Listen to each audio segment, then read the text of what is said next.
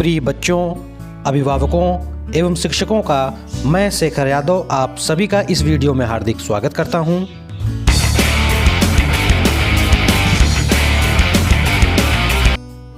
Browser में जाकर हम टाइप करेंगे www.entdata.co.in।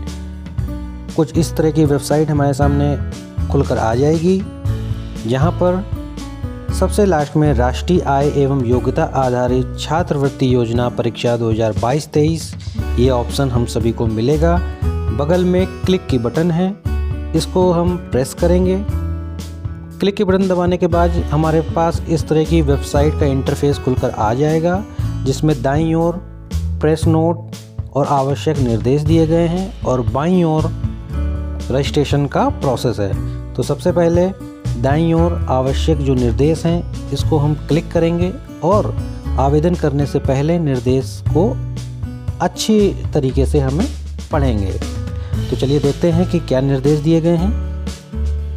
कृपया आवेदन करने से पूर्व निर्देशों को ध्यानपूर्वक पढ़ें। फॉर्म को अंग्रेजी वर्णमाला के बड़े अक्षरों में ही भरें, यानी कि कैपिटल लेटर में हमको ऑनलाइन फॉर्म भरना है इंग्लिश में। साथ ही साथ ये बताया गया है, कृपया फॉर्म भरते समय विशिष्ट प्रतीकों का प्रयोग ना करें। यानी तीसरे नंबर का जो निर्देश है, इसमें हमें कुछ एक्स्ट्रा स्पेशल कैरेक्टर्स इत्यादि यूज़ नहीं करने हैं। चौथे नंबर पे फ़ोटो हस्ताक्षर अपलोड किए दस्तावेजों की इमेज स्पष्ट होनी चाहिए, यानी जो भी फ़ोटो सिग्नेचर इसकी जो इमेज हो वो क्लियर होनी चाहिए। अच्छी क्वालिटी की फ़ोटोज़ आपको स्कैन करके रखना पड़ेगा।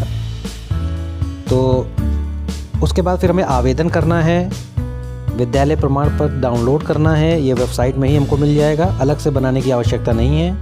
सभी दस्तावेजों को अपलोड करें। कृपया विद्यालय प्रमाण पत्र जिसे अपने प्रथम चरण में डाउनलोड किया है को हेडमास्टर या प्रधान से हस्ताक्षर करना है। फिर फाइनल प्रिंटआउट, और फाइनल प्रिंटआउट निकालने के बाद ही आपका आवेदन पूर्ण माना जाएगा।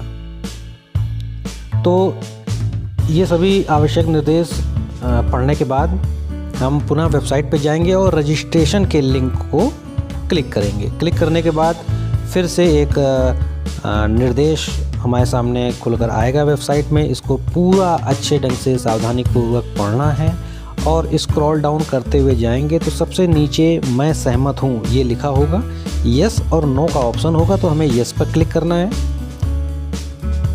यस पर क्लिक करने के बाद कुछ इस तरह की हमारी वेबसाइट खुलकर आ जाएगी। अब यहाँ पर हमें सारी जानकारी कैपिटल लेटर में लिखना है, जैसा कि पूर्व में निर्देश बताए भी गए हैं। और वेबसाइट के इस फॉर्म में भी अगर आप दाईं तरफ देखेंगे तो कुछ छोटे छोटे निर्देश हमको दिए गए हैं।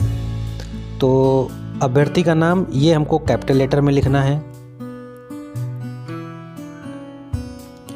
बच्चे का नाम यहाँ पर कैपिटल लेटर में हम इस तरह से भरेंगे।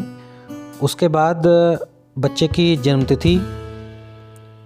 तिथि का कॉलम ड्रॉप डाउन आएगा, उसकी डेट सेलेक्ट करना है। फिर माह का ड्रॉप डाउन क्लिक करेंगे, मंथ सेलेक्ट करेंगे। वर्ष का ड्रॉप डाउन क्लिक करेंगे और वर्ष यानी कि डेट ऑफ बर्थ यहाँ फिल हो जाएगी। फिर जन्म तिथि शब्दों में यानी कि इंग्लिश में यहाँ शब्दों में हम टाइप करेंगे। उसके बाद पिता का नाम, सिर्फ फादर का नाम लिखेंगे, उसमें कैपिटल लेटर में श्री और मिस्टर ये सब लगाने की आवश्यकता नहीं है। दाईं तरफ आप देखेंगे इंस्ट्रक्शंस भी दिए गए हैं, मना किया गया है। ठीक उसी तरीके माता का नाम में भी। और फिर लिंग, बच्चा मेल है या फीमेल है, महिला पुरुष, ये हम ड्रॉप डाउन पे क्लिक करके सेलेक्ट कर लेंगे। बच्चे का निवास स्थान ग्रामीण है कि शहर है वो हम सेलेक्ट कर लेंगे। बच्चे की जाति क्या है, अगर सामान्य है तो प्रमाण पत्र की आवश्यकता नहीं। अगर जाति का आरक्षण का लाभ ले रहा है तो उसका जाति कास्ट सर्टिफिकेट यहाँ पर लगेगा और उसका जाति प्रमाण पत्र क्रमांक भी भरा जाएगा और प्रमाण पत्र जारी कब किया गया था, यानी कि जो लास्ट डेट है फॉर्म भरने की उसके पहले जारी किया होना चाहिए। शारीरिक रूप से चुनौतीग्रस्त बच्चा है तो उसकी डिटेल्स भरेंगे। स्वतंत्रता संग्राम सेनानी आश्रित का लाभ लेना चाहते हैं तो उसकी डिटेल्स सब भरेंगे। बच्चे का पत्र व्यवहार का पता, आधार कार्ड में जो भी बच्चे का पता हो उसको यहाँ भरेंगे। बच्चे का कहाँ, किस ज़िले का है बच्चा, पिन कोड क्या है, ये एड्रेस की डिटेल्स में आ जाता है।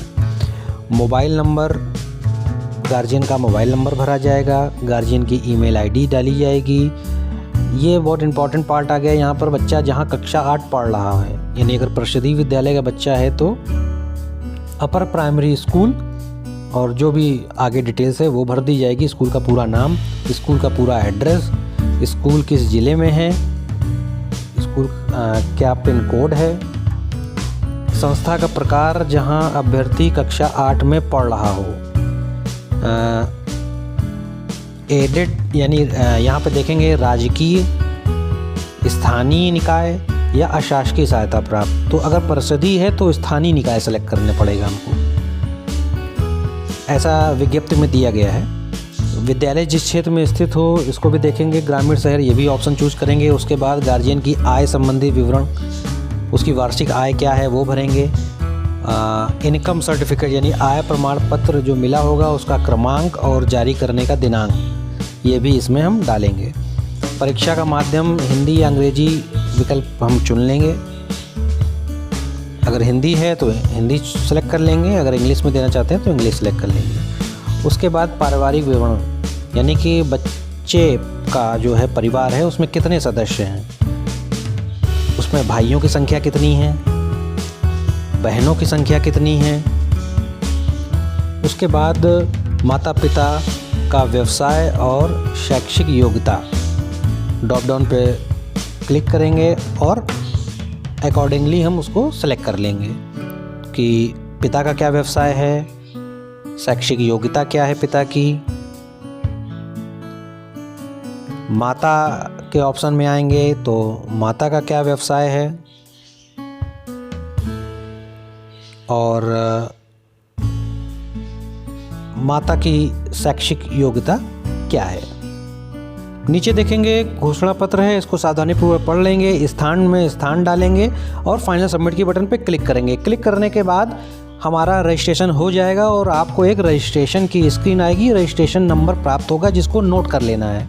नोट करने के बाद वेबसाइट में जाएंगे और डाउनलोड स्कूल सर्टिफिकेट पर क्लिक करेंगे। क्लिक करने के बाद कुछ इस तरह का इंटरफेस खुल के आएगा जहां पर रजिस्ट्रेशन नंबर डालेंगे और प्रोसीड की बटन पर क्लिक कर देंगे। ये जो पेज खुल कर आएगा इसका प्रिंट आउट निकाल लेंगे। यही स्कूल सर्टिफिकेट है। इसका प्रिंट आउट निकालने के बाद स्कूल के प्रिंसिपल के द्वारा ये फॉर्म हाथ से भरा जाएगा, जिसमें परीक्षा से कक्षा 7 का बच्चा प्रोन्नत हुआ है तो यहाँ पर प्रोन्नत लिखकर उसके बाद नीचे दिनांक डालेंगे। स्कूल के प्रिंसिपल के द्वारा हस्ताक्षर और मोहर लगेगा। उसके बाद स्कूल के प्रिंसिपल का मोबाइल नंबर यहाँ डालेंगे। अभ्यर्थी के हस्ताक्षर होंगे। फिर इसकी कॉपी को स्कैन करके रख लेंगे जो कि स्कूल सर्टिफिकेट ऑप्शन में आगे हम अपलोड करेंगे। वेबसाइट में फ़ोटो वाले सेक्शन पे जाकर रजिस्ट्रेशन नंबर डालेंगे। उसके बाद प्रोसीड की बटन दबाकर हम आगे बढ़ेंगे। ये वो सेक्शन है जहाँ पर बच्चे की स्कैन की हुई फ़ोटो अपलोड होगी, जिसकी साइज़ 50 KB से 200 KB के बीच में ही होनी चाहिए, अदरवाइज़ फ़ोटो अपलोड नहीं होगी। वापस हम वेबसाइट पे जाएंगे और बच्चे के सिग्नेचर वाले सेक्शन पर जाएंगे। रजिस्ट्रेशन नंबर डालेंगे, प्रोसीड की बटन पर क्लिक करेंगे। अब ये वो पेज आ गया जहाँ पर बच्चे का सिग्नेचर हम स्कैन करके डाला है, यानी कि वाइट पेज पर बच्चे का सिग्नेचर करके उस कॉपी को स्कैन करके हमें रखना होगा। उसके बाद स्कूल सर्टिफिकेट वाले ऑप्शन पर जाएंगे, रजिस्ट्रेशन नंबर डालेंगे और प्रोसीड की बटन पर क्लिक करेंगे।